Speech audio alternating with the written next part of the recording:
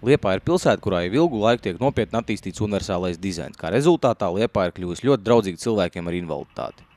Mēs, Apērons video komanda, devāmies noskaidrot, kas ir pamatā Liepājas veiksmīgajiem, piemēram, vidas pieejamības risinājumu nodrošināšanā. Lēnām pamazām arī citur sāk ieviest šīs lietas, jo mēs esam ļoti daudz vadījuši semināru par universālu dizainu. Ja? Zinām, kas ir universālais dizains, vidas, pakalpojumu, produktu un informācijas pieejamība visiem cilvēkiem. Nav uzsvars tikai cilvēkiem ar invaliditāti, bet tai skaitā. Universāls dizains netraucē nevienam, palīdz visiem. Un tādēļ arī šeit, es domāju, tas veiksmes atslēga ir, paldies Dievam, ka mums ir ļoti laba sadarbība ar Liepājas pilsētas domi, ar tās struktūru vienībām, būvvaldi, izpildu direkciju, attīstības pārvaldu, komunālo saimniecību, profesionāļiem, citiem arhitektiem, būvniekiem un tā tālāk. Es domāju, ka atslēga ir tieši sadarbība ar šo organizāciju. Es domāju, ka mums ir izcila personība vadībā šajā organizācijā, Māris Cērulis, kurš ar savu tādu pārliecību arī ir ļoti veicinājis tas, lai tas tā notiktu.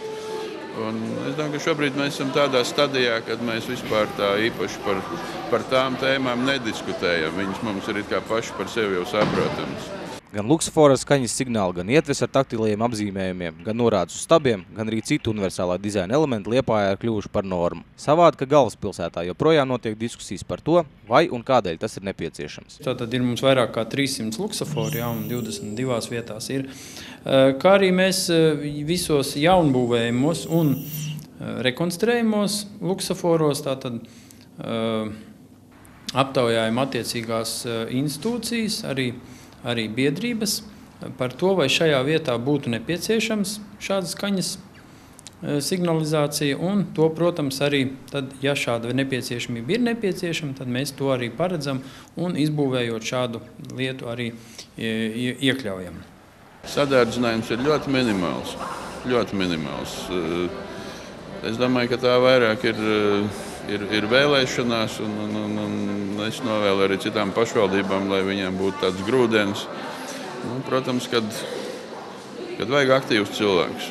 Tātad Rīgas domē pastāv uzskats, ka ne visās vietās vidē ir jābūt pieejamai ikvienam cilvēkam. Arī trotuārs ar taktīlu apzīmējumu šobrīd ir uzstādīts tikai vienā vietā. Tas tādēļ, ka šādu darbu veikt esot pārāk sarežģīti. Šāds apgalvojums liek domāt, ka Liepājā strādā profesionālāki arhitekti un būvnieki, jo viņiem šādu uzdevumu veikšana ir norma, nevis kaut kas ārkārtējs. Šomēnes Liepājas neredzīgo biedrība atzīmēja savu 55. jubileju. Šī ir viena no stabilākajām un aktīvākajām nevalstiskajām organizācijām Latvijā, kuras darba augļus Latvijas iedzīvotāji jutīs vēl vismaz tikpat ilgu laiku.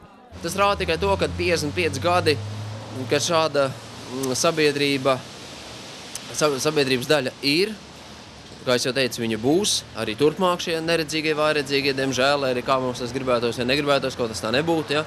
Bet tādēļ ļoti nozīmīgi ir, ka mēs varam viņiem palīdzēt, mēs varam citam palīdzēt, sniegt šo atbalstu, meklēt sadarbības partnerus, bet pats galvenais ir vajadzīgs cilvēcīgs kontakts, izpratne, panākt pretī un mēģināt arī kaut kādā veidā iejusties viņa lomā.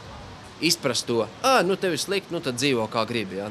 Man vēl tas neskar, man ir labi, ka man tas skars, tad es sākšu domāt. Ja? Vēlam daudz panākumu Liepājas neredzīgo biedrībai un nedaudz vairāk izpratnes lēmumu pieņēmējiem.